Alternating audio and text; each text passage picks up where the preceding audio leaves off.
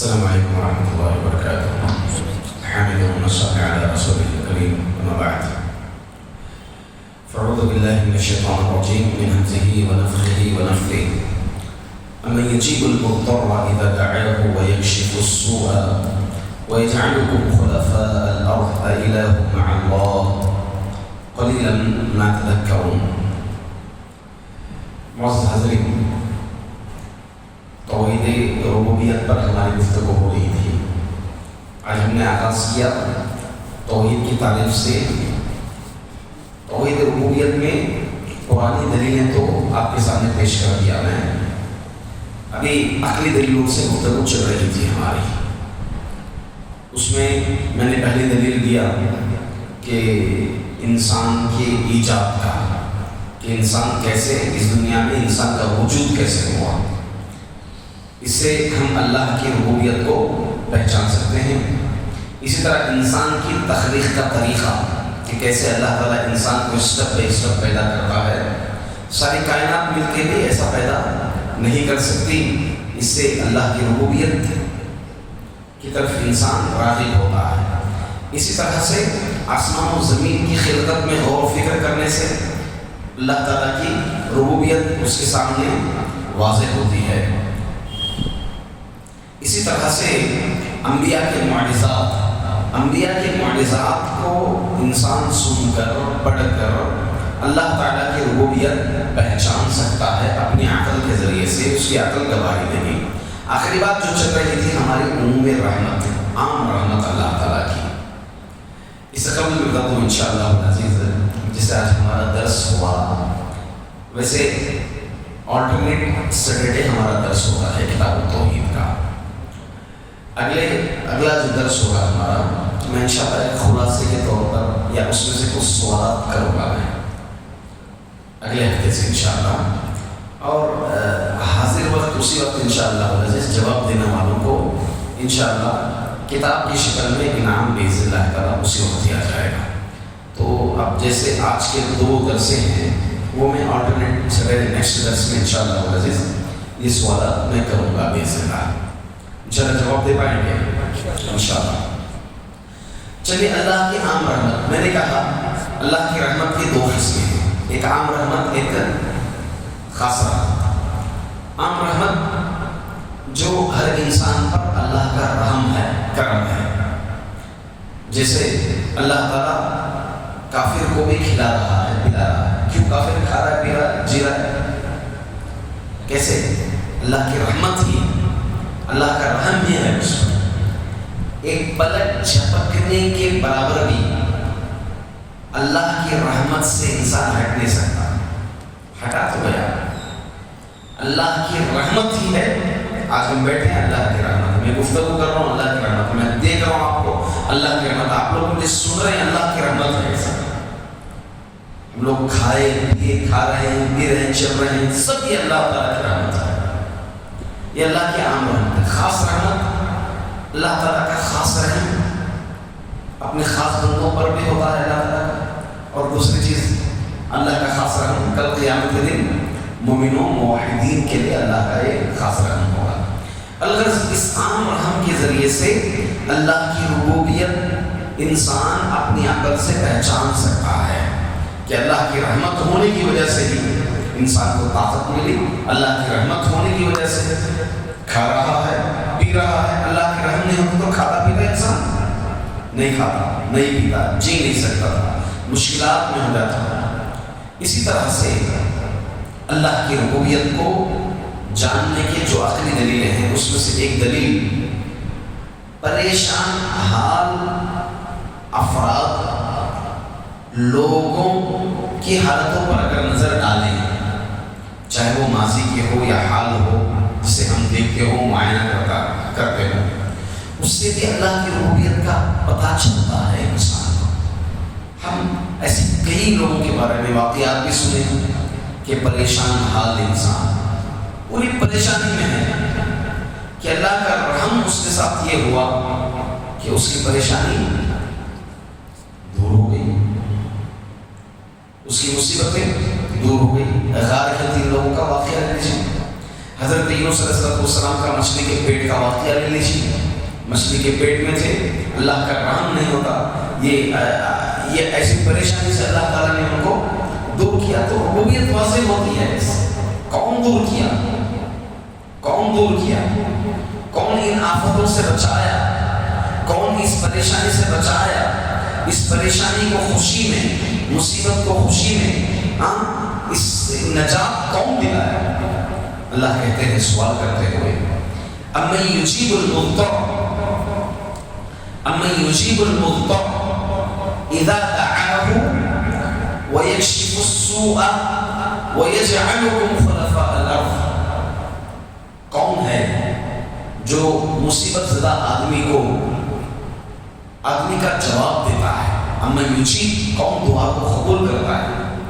اذا دعاه، جب وہ پکارتا ہے اور اس سے اس پریشانی کو دور کرتا ہے اور پھر اس کو زمین میں خلیفہ بناتا ہے.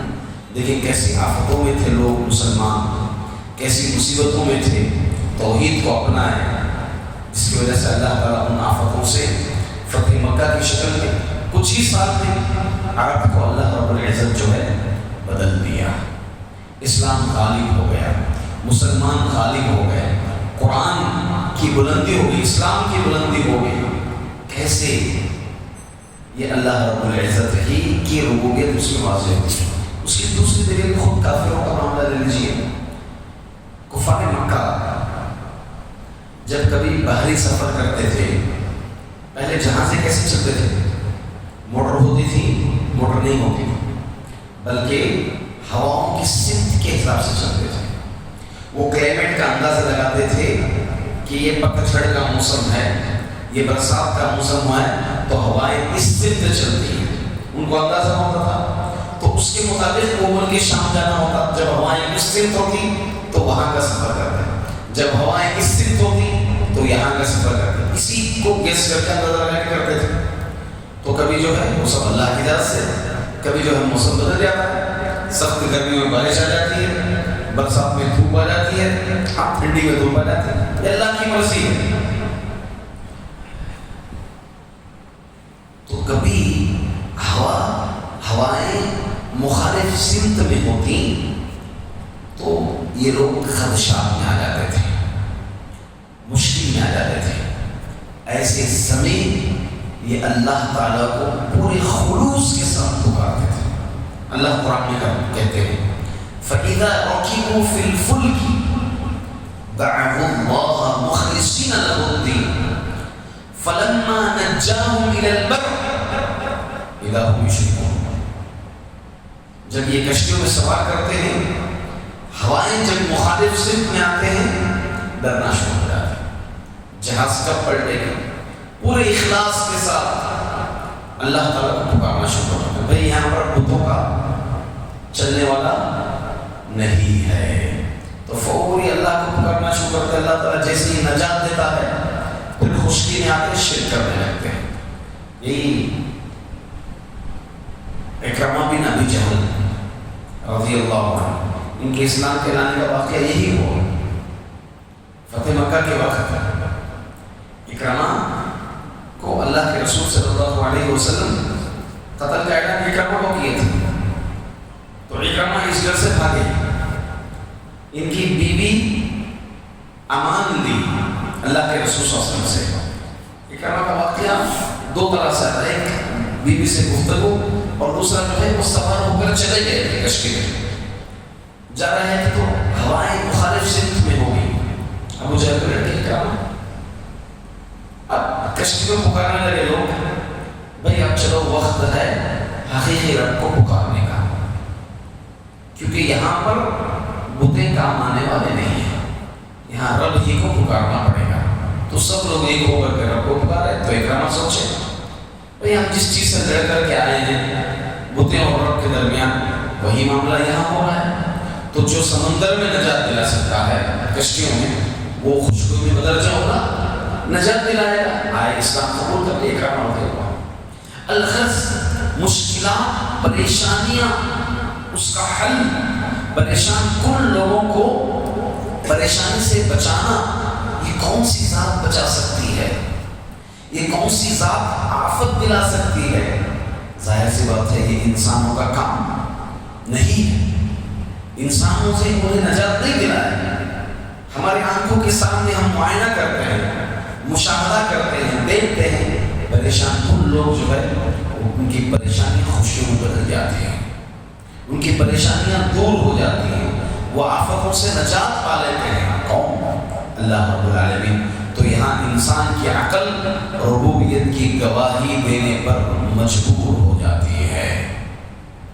اسی طرح سے احسان کرنے والے جو دوسروں پر احسان کرتے ہیں، ہاں، اور اسی طرح اللہ تعالیٰ کا جو شکر بجا لاتے ہیں، ان کے اس عمل کا بدلہ اللہ تعالیٰ دنیا میں دیتا ہے۔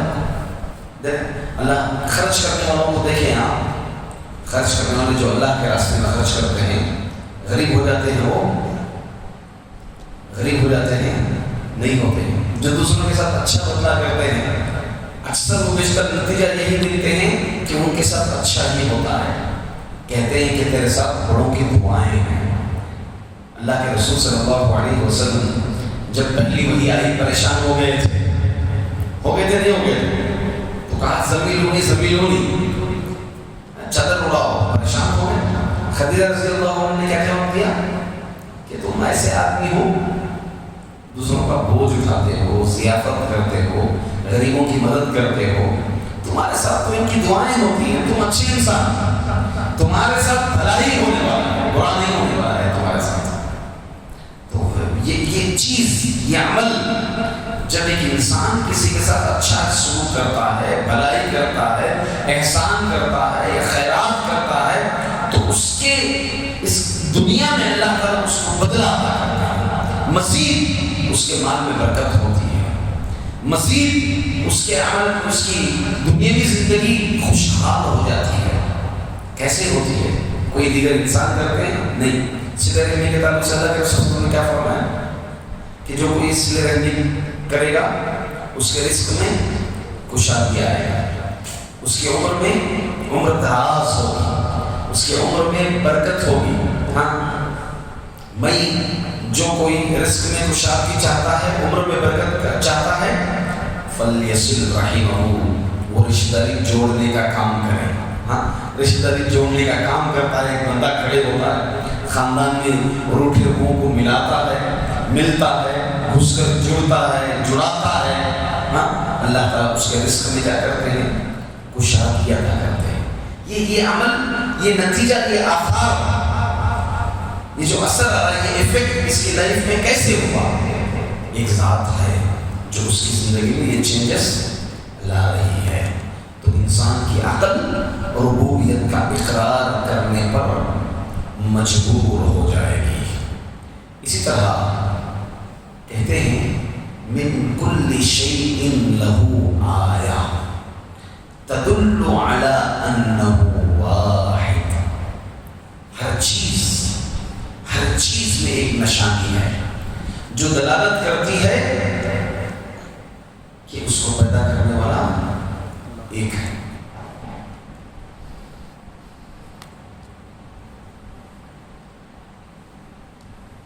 ایک مشہور حکایت ہے، ایسے واقعات پیش آئے ہیں، کتابوں میں پڑھی گئی چیزیں ہیں کہ کسی سے پوچھا گیا کہ تم رب کو کیسے پہچانو گے؟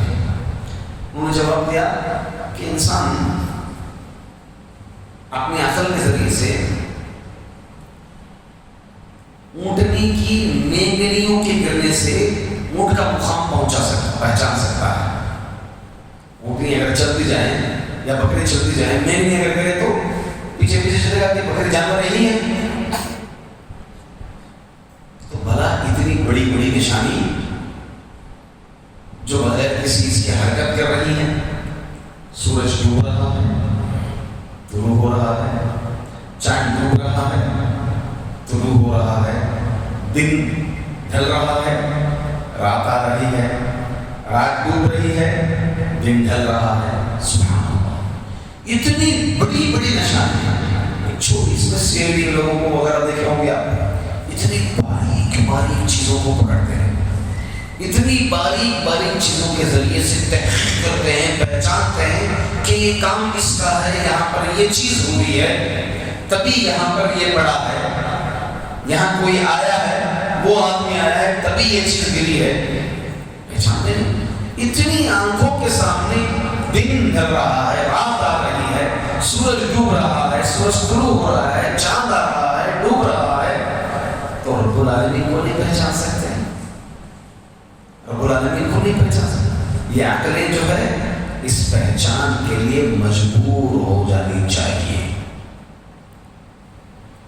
دیکھیں اگر یہ مسجد بند ہو، مؤذن صاحب مسجد کا سوئچ سب کچھ آف کر کے، کھڑکیاں سب کچھ بند کر کے چلے جائیں، وہ آئے ڈور کھول دے، پھر وضو کرنے چلے گئے ڈور کھول دے، اندر آئے وہ لائٹ آن نہیں کیے تھے، ایک لائٹ اور ایک پنکھا چالو ہے یہاں پر، کیا سمجھیں گے؟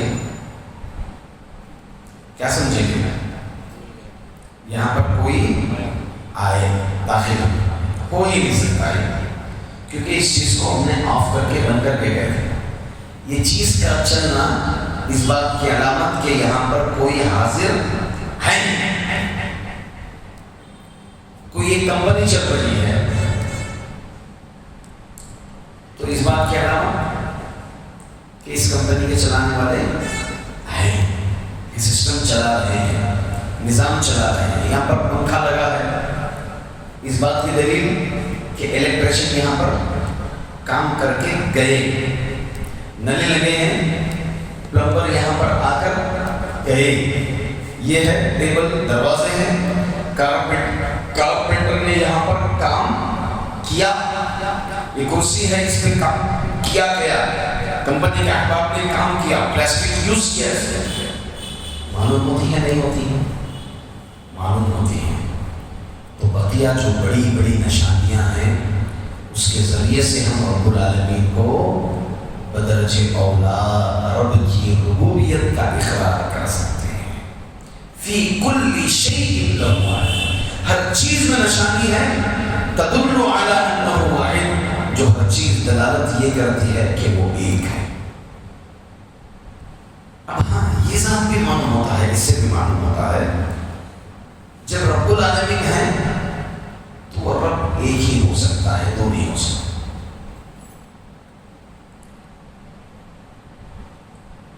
یہ کائنات کا نظام چلنا، یہ سسٹم چلنا اس بات کی دلالت ہے کہ اس کو چلانے والا ایک ہے. بیک وقت ایک بس میں دو ڈرائیور ہو سکتے ہیں، یہاں بھی اسٹیئرنگ دے دی جائے، یہاں بھی اسٹیئرنگ دے دی جائے، دو ڈرائیور بس لے کر کے چلے.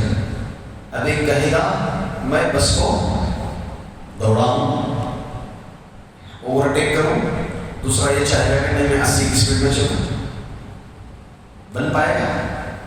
یہ کہے گا میں رائٹ لوں، یہ کہے گا میں لیفٹ لوں، کیا ہو جائے گی؟ بس تباہ ہو جائے گی، برباد ہو جائے گی. آپ جتنے مسافر ہیں سب مر جائیں گے، تباہ ہو جائیں گے، لاسٹ ہو جائیں گے. ویسے ہی اس کائنات کے پیچھے ایک ہی ذات کا ہاتھ ہے. اگر دو ذات کا ہاتھ ہوتا یہ کائنات تباہ ہو جاتی، برباد ہو جاتی. ایک کہے گا میں ٹھنڈی کا موسم لاؤں گا، دوسرا کہے گا کیا کہے گا میں گرمی کا موسم. انسان یہاں چھوٹے چھوٹے معاملات میں شریک نہیں ہوتے، اپنا خود کا اپنے خود ون اونر چاہتے ہیں، ون اونرشپ چاہتے ہیں. ٹور اینڈ ٹریولس دیکھ لیجیے، 4 لوگ مل کر شروع کرتے ہیں، کچھ ہی مہینوں کے بعد سب کا اپنا اپنا ایک ٹور. دکان 4 لوگ شروع کرتے ہیں، سب کا اپنا اپنا ایک دکان ہوتا ہے. انسان کے دنیاوی معاملات میں چھوٹے چیزوں میں دو مل کر کے نہیں چلا سکتے، اتنا بڑا کائنات دو مل کر کیسے چلا سکتے ہیں، 3 مل کر کیسے چلا سکتے ہیں؟ سبحان اللہ، ناممکن سی بات ہے. ایک کہے گا میں ٹھنڈی دوں گا اور ایک کہے گا میں برسات دوں گا، ایک کہے گا میں دھوپ دوں گا. ہو پائے گا؟ کیا ہوئے گا؟ برباد ہو جائے گا. ایک کہے گا کہ میں اس کو مالدار بناؤں گا، اس کو غریب بناؤں گا، اس کا قد اونچا رکھنا چاہوں گا، اس کا قد نیچے رکھنا چاہوں گا، کیا ہو جائے گا؟ برباد ہو جائے گا۔ ایک کہے گا میں اس کو جان سے مارنا چاہتا ہوں، دوسرا کہے گا میں اس کو زندہ رکھنا چاہتا ہوں، کیا ہوئے؟ پوری کائنات تباہ برباد ہو جائے گا۔ تھوڑی دیر میں ریڈی دیکھیں، یہ کائنات باقی ہے، اس کا نظام سسٹم سے چل رہا ہے۔ سورج وقت پر ڈوب رہا ہے، وقت پر نکل رہا ہے، چاند وقت پر ڈوب رہا ہے، وقت پر طلوع ہو رہا ہے، یہ آسمان ٹہرا ہوا ہے، یہ پہاڑ ٹہرے ہوئے ہیں، یہ لہریں ٹہرے ہوئے ہیں، یہ زمین بچھی ہوئی ہے۔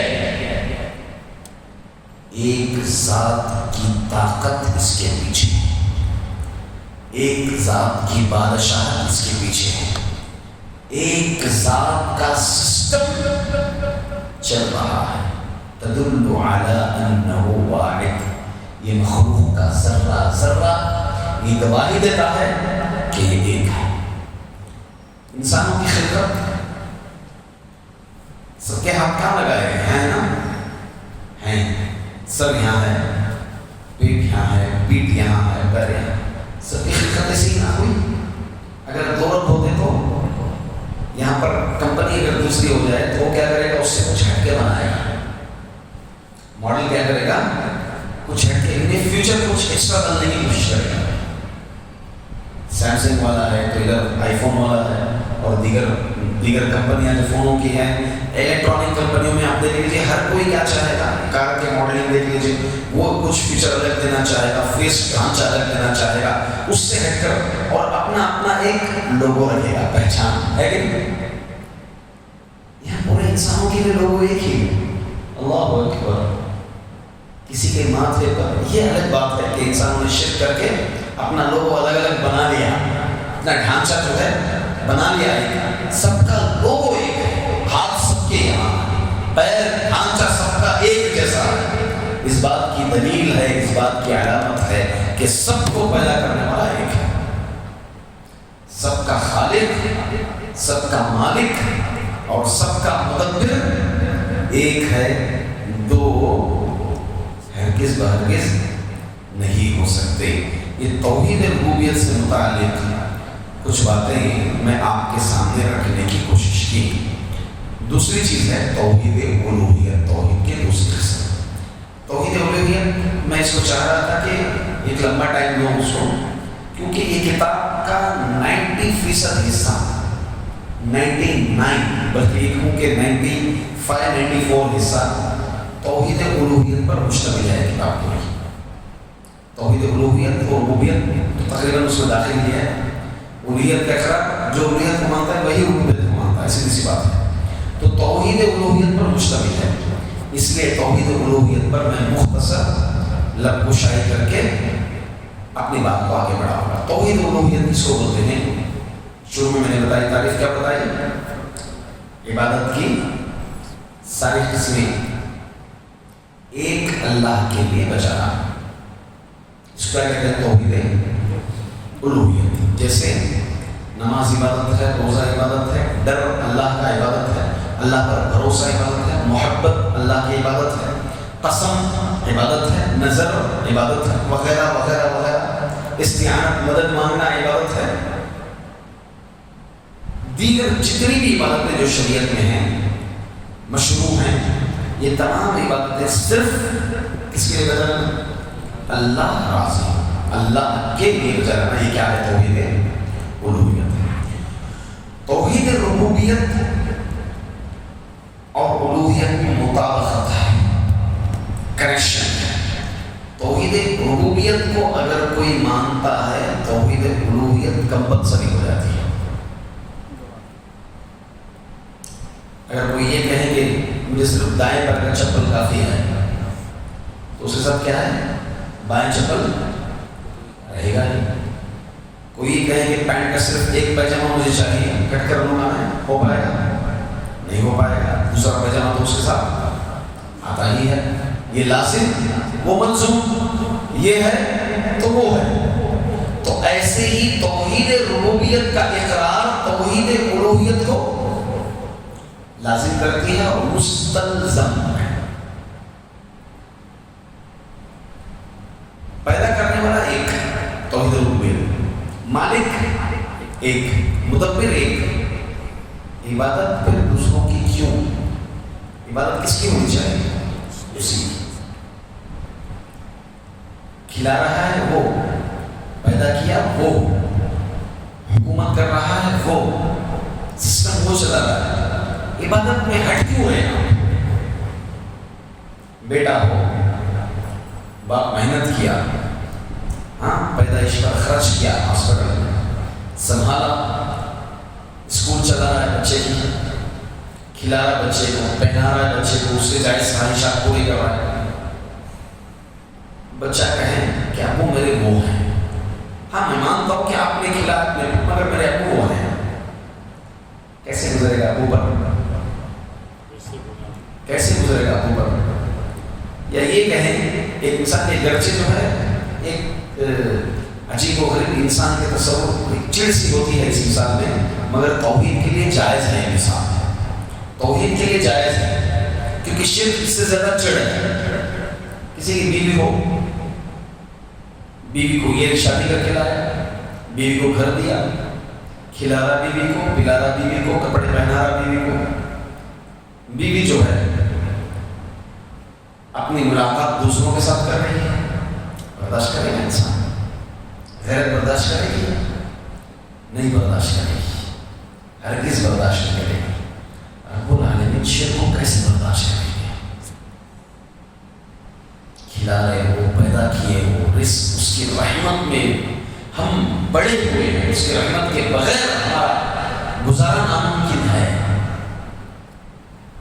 توحید، شرک فی العبودیہ، عبودیت میں شرک کریں، کیا رب العالمین برداشت کریں گے؟ نہیں برداشت کریں گے۔ جب رب ایک مان لیا تو عبادت بھی اس کی کمپلسری ہو جاتی ہے، یہ ضروری ہو جاتی ہے۔ انسان یہاں سے راستہ ہٹا لے، یہ ہرگز ناممکن ہے۔ یہی کفار قریش کرتے تھے۔ کفار قریش کے اندر 3 برائیاں تھیں، آپ ذہن میں رکھیں۔ قرآن کریم اگر آپ مطالعہ کریں گے تو قرآن کریم میں 2 طرح کی صورتیں ہیں، مکی صورتیں اور مدنی صورتیں۔ مکی صورتیں کس کو کہتی ہیں؟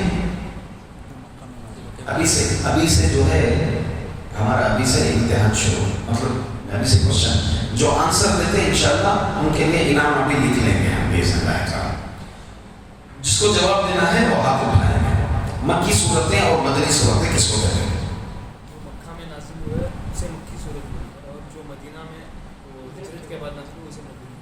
پھر دوبارہ دہراؤ۔ جو مکہ میں نازل ہوا اسے مکی صورت کہتے ہیں۔ کب؟ ہجرت سے پہلے۔ یہ قید لگانا ضروری ہے۔ اب آپ تفسیر کی ہے، صحیح تعریف کی۔ ہجرت سے پہلے کہیں بھی نازل ہو، مکہ میں ہی بول کے نہیں، کہیں بھی نازل ہو۔ اللہ کے رسول طائف بھی گئے، مکی زندگی میں کہاں گئے؟ طائف گئے۔ جہاں کہیں بھی نازل ہو ہجرت سے پہلے وہ مکی صورت ہے۔ مدینے میں مدنی صورتوں کے لیے مدینے میں نازل ہونا ضروری نہیں ہے، کیونکہ مدنی زندگی میں آپ کہاں آئے؟ مکہ آئے، فتح مکہ ہوا، طائف بھی گئے، آپ خیبر گیا، مختلف عرب کے مقامات آپ گئے، قبیلے گئے۔ الغزین کا نام لکھ لیجیے انشاءاللہ، الغزین کے حق میں ہی نام ہوگا اگلے ہفتے، اگلے درس میں انشاءاللہ۔ مکی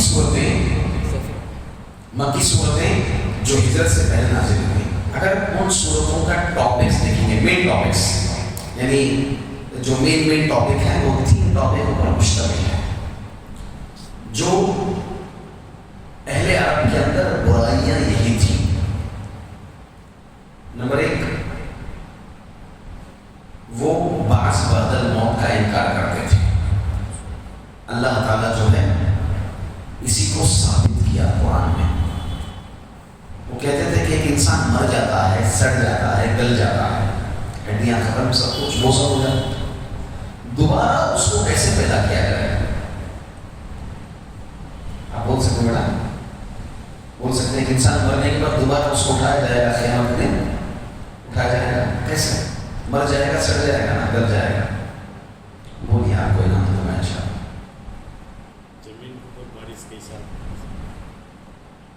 بولو بیٹا کیسے ممکن ہے پاسبل؟ ایک انسان مر گیا نا، قبر میں دفنانے کے بعد جسم رہتا ہے، اس کا رہتا ہے، باقی سب ختم ہو جاتا ہے، تو اس کو دوبارہ کیسے اٹھایا جائے؟ پاسبل ہے؟ پاسبل ہے کیسے؟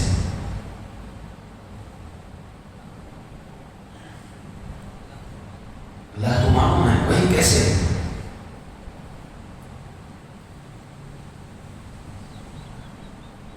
اللہ تعالیٰ اس پر قادر ہے۔ جب اللہ نہیں تھا وہ انسان تو اللہ نے پیدا کیا اس کو نہیں؟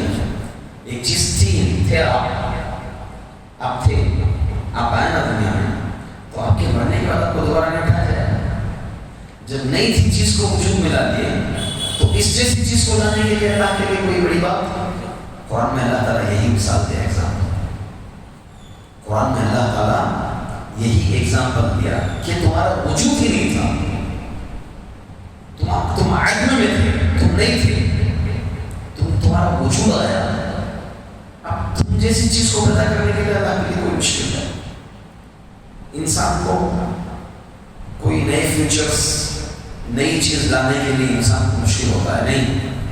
پھر اسی جیسی چیز، اسی سیم ماڈل لانے کے لیے مشکل ہوتا ہے؟ چائنا بہت جلدی لاتی ہے ماڈلز، ہے نا؟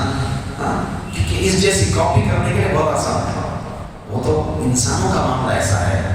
رب العالمین کے لیے وَلَهُ الْمَثَلُ الْأَعْلَىٰ، اس کے لیے اونچی اونچی مثالیں ہیں۔ اسی طرح اللہ نے مثال دی، ایک بنجر زمین، دھوپ پڑتی ہے، سمر سیزن آتا ہے، درخت سب کیا ہو جاتے ہیں؟ سوکھ جاتے ہیں، بنجر ہو جاتی زمین، بارش برسات، لہر آتی ہے، کھیتیاں، ہریالی، پھول پھل سب آ جاتے ہیں نہیں؟ ویسے ہی انسان جب بنجر ہو جاتا ہے، جب مردہ زمین کو اللہ زندہ کر سکتے ہیں تو مردہ انسان کو اللہ کے لیے زندہ کرنا کوئی بڑی بات نہیں۔ یہ بھی قرآن میں اللہ نے مثال دے کر سمجھایا۔ اسی طرح اللہ نے یہ بھی کہا کہ بڑی بڑی مخلوق کو دیکھو، آسمان کو پیدا کیا، زمین کو پیدا کیا، سمندر، پہاڑ، بڑی بڑی مخلوق، انسان اتنا سارا ہے۔ ہاں، انسان کو پیدا کرنا اللہ کے لیے کوئی بڑی بات ہے، جس نے بڑی بڑی مخلوق پیدا کی۔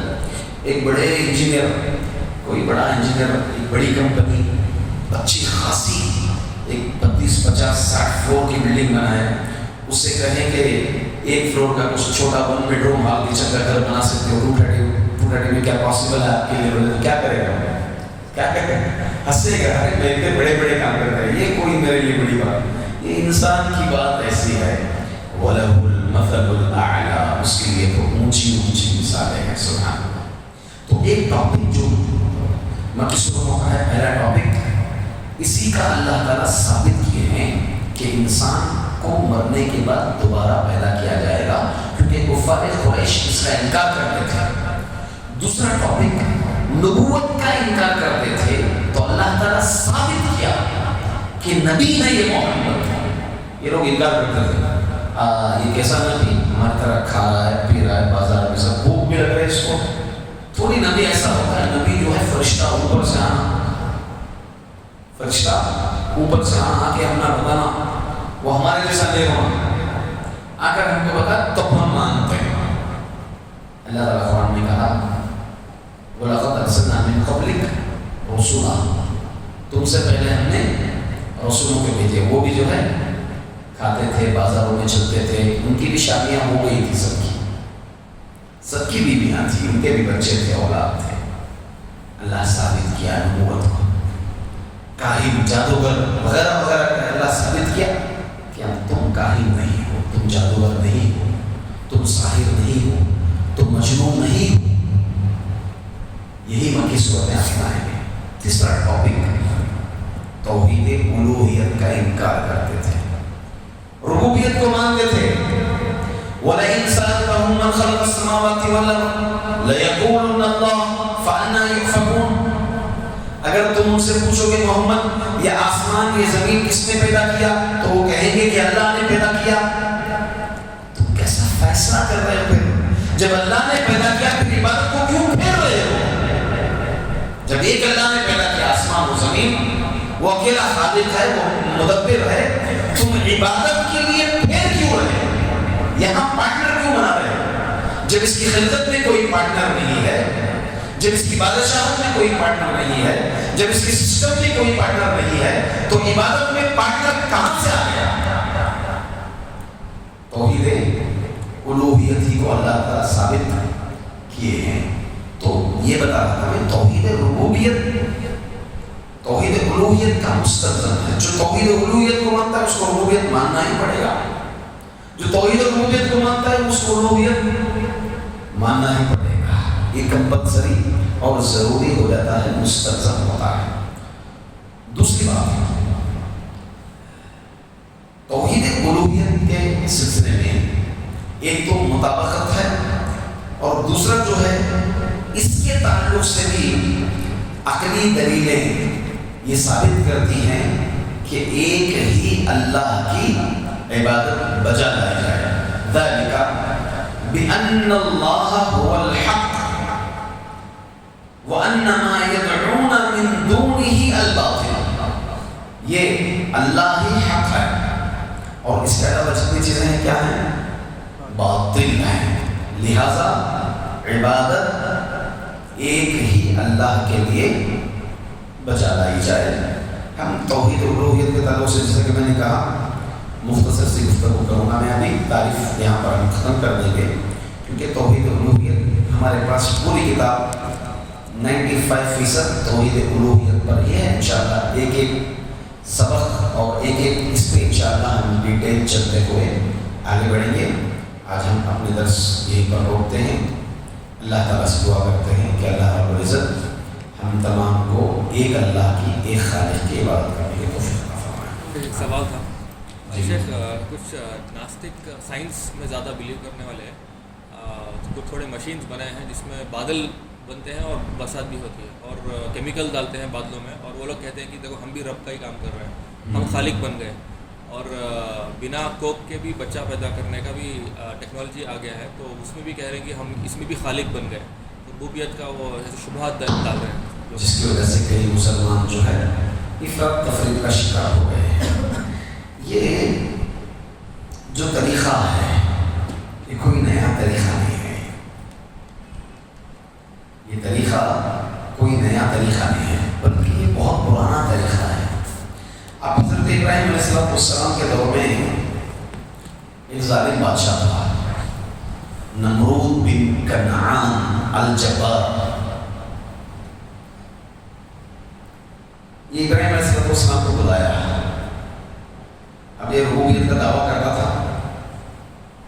ابراہیم علیہ السلام کو بلا کر کے پوچھا کہ بھائی تم جس رب کی طرف، جس اللہ کی طرف بلا رہے ہو کون؟ اس کا ڈیفینیشن کیا ہے؟ کون اللہ؟ الذی خلق الموت والحیاۃ، یا یہ کہا الذی یحیی و یمیت، جو زندگی اور موت دیتا ہے، جس نے مجھے پیدا کیا، زندہ کیا، وہی موت اور زندگی دینے والا اللہ کی ذات ہے۔ کہا انا احیی و امیت، یہ کام تو میں بھی کر سکتا ہوں۔ کیا کیا اس نے؟ دو لوگوں کو بلایا، ایک کو قتل کیا اور ایک کو چھوڑ دیا، کہا کہ دیکھو میں بھی زندگی دیا ایک کو موت دیا۔ حضرت ابراہیم علیہ السلام اس کی عقل کو دیکھے کتنا بڑا بے وقوف ہے۔ پھر آپ نے کہا اچھا ایسی بات ہے تو میرا رب سورج کو مشرق سے نکالتا ہے، مغرب میں ڈبوتا ہے، تو مغرب سے نکال کے مشرق میں ڈبو۔ فَبُهِتَ الَّذِي كَفَرَ، کفر میں گھبرا گیا، تھر تھرا گیا، جواب نہیں دے پایا۔ ایسے سائنس کے کئی یہ حرکتیں سائنسدانوں کے یا سائنس جو عموماً مجوسی وغیرہ یا یہودی فکر رکھنے والے جو مسلمانوں میں ان کے ذہنوں کو خراب کر رہے ہیں، ربوبیت کے سلسلے میں یہ نیا طریقہ نہیں ہے، بلکہ اس دور سے آپ کو پہلے سے بھی ملے گا۔ ایک دوسرا، یہ سائنس کا بھی کوئی نیا طریقہ نہیں ہے، پہلے کا بھی طریقہ ہے۔ جیسے اس سے پہلے بھی سائنس کہتی تھی کہ اللہ رب العزت نے اپنا تعارف کروایا، ان اللہ یعلم، اللہ غیب، ان اللہ عنده علم الساعة وينزل الغیث ويعلم ما في الارحام وما تدري نفس ماذا تكسب غدا وما تدري نفس بأي أرض تموت إن الله عليم خبير. غیب کی 5 کنجیاں کس کے پاس ہیں؟ اللہ کے پاس. ایک یعلم غیب السماوات والارض ان اللہ عنده علم الساعة، قیامت کا علم ہے، بارش وہی برساتا ہے، پیٹ میں کیا ہے وہی جانتا ہے. تو سائنس جو ہے ترقی کر کے یہ بتائی کہ سائنس بھی آج جان لیتی ہے کہ پیٹ میں بچہ ہے یا بچی ہے. پیٹ میں بچہ ہے تو ربوبیت کا دعویٰ کرنے لگے. ان سے جواب یہ دیا گیا بچہ ہے بچی ہے یہ جان لیں، وہ کتنا جیے گا کتنا مرے گا یہ جانتے ہیں؟ یہ بدبخت ہوگا نالائق ہوگا شقی ہوگا سعید ہوگا یہ جانتے ہیں؟ نہیں جانتے، نہیں جانتے. تو اسی طرح کا یہ بھی ایک دعویٰ ہے کہ دیکھیں ایک کیمیکل بنا کر کے اس کیمیکل کے ذریعے بادل میں اڑاتے ہیں، پھر اس جگہ سے اس علاقے سے کیا برستی ہے؟ بارش. تو لہٰذا ہم بھی بارش برسا رہے ہیں تو مطلب ہم بھی ربوبیت کا کام کر رہے ہیں. جس انسان کو جس مسلمان کو صحیح معنی میں علم نہیں ہوتا اس کا عقیدہ خراب ہو سکتا ہے اور یہ دشمنانہ چال ہے. سب سے پہلے ہمیں یہ علم ہونا چاہیے قرآن اور حدیث اصل ہے، یاد رکھیے اصل علم ہے قرآن اور حدیث. اس کے علاوہ جتنی بھی علم ہے اڈاپٹیڈ ہے، انسانوں کے بنائے، انسانوں نے اس کو اڈاپٹ کیا. اب جس اڈاپٹ کا قرآن اور سنت موافقت ہے اسے تو ہم تسلیم کرنا ہے. اب اڈاپٹیڈ نالج جو ہے علم غلط ہو سکتا ہے، نظریہ غلط ہو سکتا ہے. جیسے ایسی نظریہ انسان بندر تھا، قرآن اس کی مخالف ہے تو ہم اس کو مانیں گے؟ نہیں مانیں گے. اور یہ اپنے اس تجربے میں ناکام بھی ہیں. یہ اڈاپٹیڈ جو چیزیں ہیں سائنس وہ ہر دن بدلتی ہے، عقل کے اوپر ڈیپینڈ ہے. جتنا انسان عقل سے چلتے جاتا ہے اور مزید ترقی اس کے بعد والی چیزوں کو وہ بھی نیچے والی چیزوں کو کیا کرتے ہیں؟ ویسٹ ضائع سمجھتے ہیں. ہمارے ذہن میں یہ ہے. دوسری بات انہوں نے ربوبیت کا کام نہیں کیا. اللہ تعالیٰ کیا ہے؟ رب ہے. قل هو اللہ، بارش برسانے میں وہ اکیلے کافی ہیں. اذا اراد شيئا ان يقول له کن فیکون، ہو جاتی ہے وہ چیز. یہ بھی محتاج نہیں ہے اللہ تعالیٰ، کن کے بھی محتاج نہیں ہے. بس ایک قرآن میں یہ جملہ کہا گیا ہے، البتہ اس کی تفصیل الگ ہے. مگر یہاں پر جو سائنسدان ہیں ایک تو کس کے محتاج ہو گئے؟ کیمیکل کے محتاج ہو گئے. کیمیکل کہاں سے بنائے تھے انہوں؟ جو دیا ہے اسے. ہاں ظاہر سی بات ہے اس کے محتاج ہو گئے نہیں ہو گئے؟ اللہ کی مخلوق کے محتاج ہو گئے. اب وہ چیز جس سے کیمیکل بناتے ہیں وہ کہاں سے بنائے؟ اور بارش برسنے کے لیے کیمیکل کے محتاج ہو گئے؟